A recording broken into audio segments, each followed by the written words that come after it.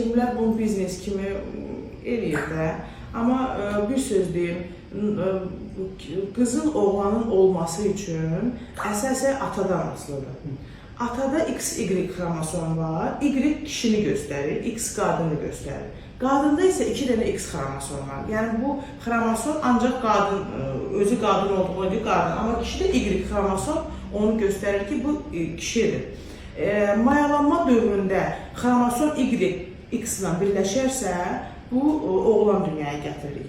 Amma X ilə, atanın X xromosomu ilə ananın X xromosomu birləşərsə, orada ucu qız dünyaya gəlir. Onun üçün, yəni bəzi qadınlar deyir ki, doktor, bu ay sağ yumurtalığından qız doğulur, sol yumurtalığından oğlan, məsəl çəkirəm də.